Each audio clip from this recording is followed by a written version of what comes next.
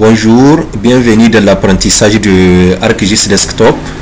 Dans cette vidéo, nous allons voir comment modifier le contenu d'une table attributaire. Donc la table attributaire qui est associée à soit une couche ou bien c'est une table de données tout simplement. Et nous allons voir qu'il y a trois méthodes pour modifier les valeurs d'un champ dans une table.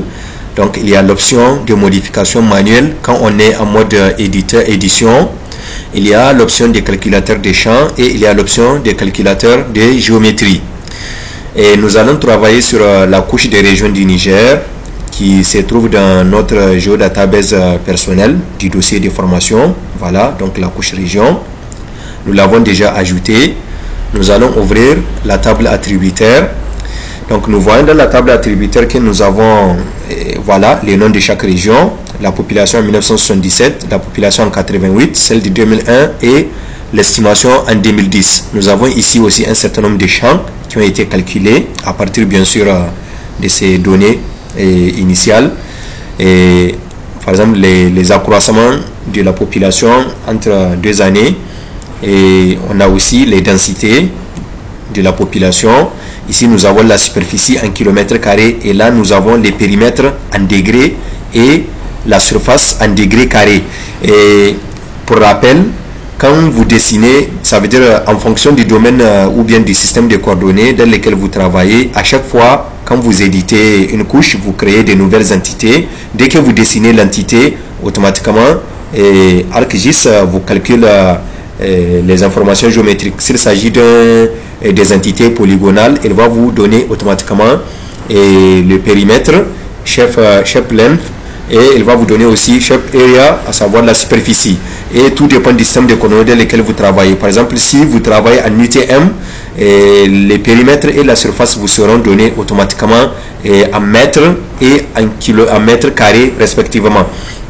Voilà, donc pour notre cas, la couche région du Niger, nous pouvons d'ailleurs même ouvrir ses propriétés pour voir au niveau des sources, ensuite système de coordonnées, et que nous travaillons avec les systèmes de coordonnées géographiques. Donc notre bloc de données, comme il ne contient que cette couche, il est aussi réglé au niveau des systèmes de coordonnées géographiques WGS 1984. Voilà. Donc par exemple dans ce travail, nous nous proposons de mettre à jour la base de données des régions en ajoutant la population en 2012. Ça veut dire les informations qui sont issues du recensement général de la population et de l'habitat de 2012. Nous avons ici le rapport définitif qui est publié par l'Institut national des statistiques, et nous avons dans ces fichiers PDF la population totale de chaque région. Et donc la première des choses à faire consiste bien sûr à ajouter un nouveau champ, un nouvel attribut dans notre table. Pour ajouter un nouveau champ ou bien un nouvel attribut, il suffit de venir dans les options de la table, vous faites ajouter un champ. Et les champs que nous allons créer, et nous allons l'appeler population POP 2012. POP 2012. Et nous allons choisir entier long. Et au niveau des alias, ça veut dire c'est ce qui sera affiché. Par exemple, ici vous voyez c'est écrit population 77, mais la structure du champ en tant que tel, ça peut être peut-être juste POP 77. Ça veut dire que dans les noms du champ, on n'accepte pas, les logiciels n'acceptent pas l'espace, les tirés de 6, l'apostrophe, ainsi de suite. Donc ici nous allons écrire par exemple population en 2012. Voilà, ici autoriser les valeurs nulles, oui, ça veut dire que même si vous ne saisissez pas des valeurs, le logiciel va la remplacer par 0. Il va donner une valeur nulle par défaut. Voilà, nous allons appliquer. Donc notre nouveau champ s'ajoute. Vous voyez bien que c'est l'alias qui s'affiche, donc c'est population en 2012. Et donc maintenant nous allons passer en mode édition pour pouvoir éditer chaque cellule afin de renseigner la population des régions en 2012. Et je peux aussi venir dans les propriétés de la table pour voilà, modifier l'ordre des champs, pour ramener et la population en 2012 à côté des noms des régions. Donc là je vais cocher Object ID, je vais les décocher pour les désactiver. Donc pour ne garder que les champs des populations. Donc je vais appliquer. Voilà, donc mon nouveau champ vient se placer à côté des noms des régions. Donc là, pour commencer la mise à jour, je vais activer la barre d'outils éditeur. Voilà, une fois la barre d'outils éditeur activée, je clique sur le menu éditeur, ensuite ouvrir la session de mise à jour. Sinon je peux aussi faire un clic droit sur le nom de la couche, ensuite modifier les entités et ouvrir une session de mise à jour. Ça revient à la même chose. Voilà, ma session de mise à jour est ouverte et vous voyez ici j'ai la possibilité de modifier le contenu des champs. Donc je vais venir dans mon fichier PDF, je vais chercher Agadez et je prends sa population totale. Donc voilà ici répartition de la population résidente par tranche d'âge selon les sexes de la région d'Agadez. Bon, moi je m'intéresse au total, c'est 487 620 habitants. 487 620 habitants. 487 620 habitants. 487 620 habitants. Donc je passe à la région de Difa. Donc je vais la rechercher. Difa.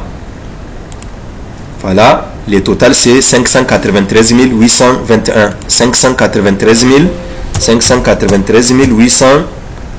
Voilà, 593 821 habitants. Je passe à la région de Dosso.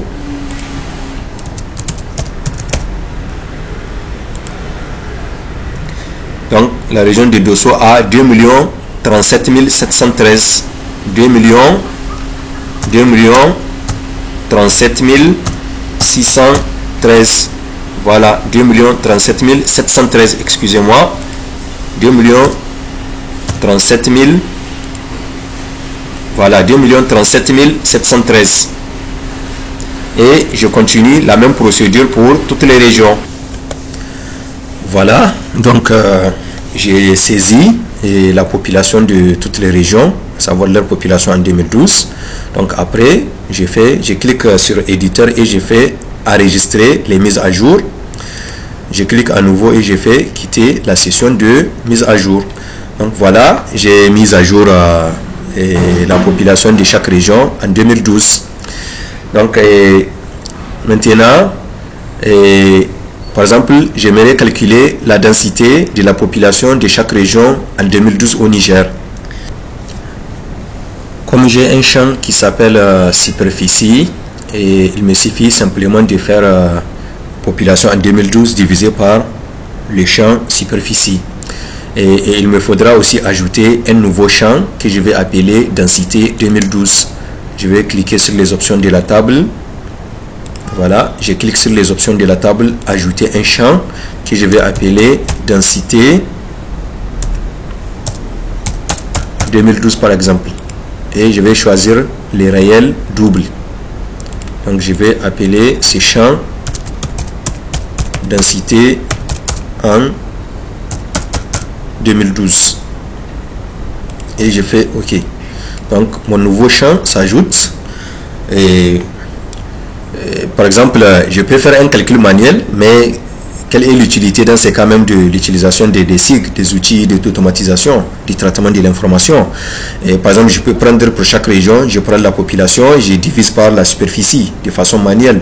Mais là, j'ai une possibilité qui me permet d'aller très vite. Supposons qu'on a des milliers ou voire des dizaines de milliers d'entités pour lesquelles on aimerait calculer la valeur d'un champ qui est basé bien sûr sur une opération arithmétique des autres champs, ou bien si c'est une seule valeur qu'on aimerait renseigner pour toutes les entités, on vient sur l'entête du champ, on fait clic droit, ensuite on choisit calculateur des champs. Donc là je fais OK, j'ignore l'avertissement, et comme c'est un champ qui est numérique, donc bien sûr densité 2012 c'est un champ qui est numérique, on a choisi le type réel double. Donc là nous pouvons par exemple voilà, donc écrire l'expression ici, on double-clique sur population 2012 et on choisit l'opérateur division et donc on double-clique sur superficie. Donc après nous allons appliquer. Voilà, le logiciel est en train de calculer les champs et voilà le résultat. Donc ici nous avons pour la région d'Agadez, nous avons donc quelque chose d'environ 0,78 habitants au kilomètre carré, et la région la plus dense bien sûr c'est la région de Niamey avec 4094,90 habitants au kilomètre carré.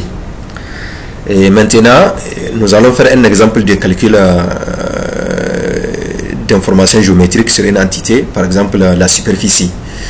Et comme nous travaillons notre système de coordonnées et en coordonnées géographiques, et nous allons ajouter un champ superficie, par exemple superficie KM2, superficie 1 km carré, réel double, je vais écrire ici superficie 1 km carré.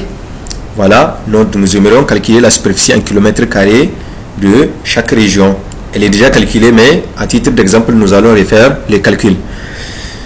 Et comme nous sommes en coordonnées géographiques, et quand nous allons utiliser l'option calculateur, calculer la géométrie, elle va nous donner la superficie en, voilà, ici on choisit ce qu'on veut calculer, c'est la surface. Donc ici voilà les systèmes de coordonnées. Donc il ne peut que nous calculer cette surface là en degrés carrés, et nous la voulons en kilomètres carrés.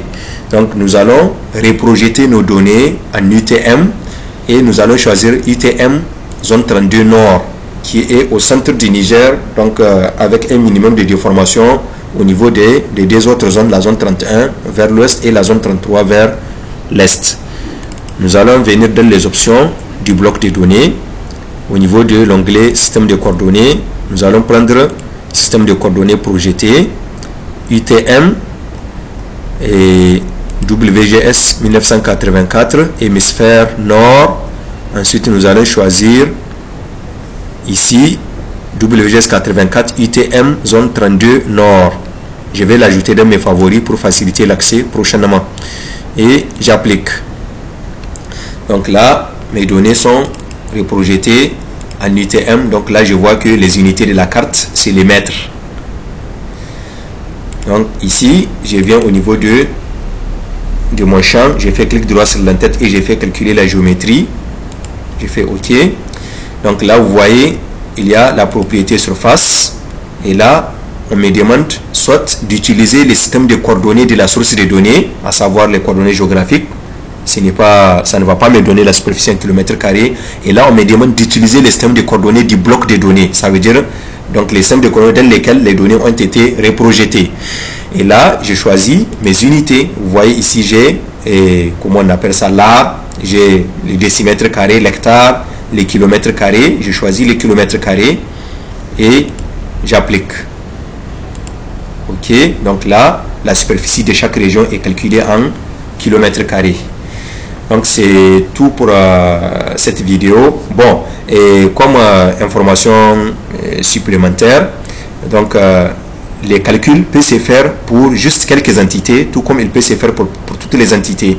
Si par exemple j'aimerais calculer uniquement la superficie de la région de Difa et la région d'Agadez, je sélectionne uniquement les deux régions, et quand je vais faire clic droit, que ce soit calculateur de champs ou bien calculer la géométrie, et bien les calculs ne se fera que sur les entités sélectionnées. Donc pour que les calculs se fassent sur toutes les entités, il faut désélectionner toutes les entités. Et là, quand vous faites l'option, vous choisissez l'option calculer la géométrie ou bien calculateur des champs, les calculs se fera sur toutes les entités. Donc et c'est tout pour cette vidéo et à la prochaine.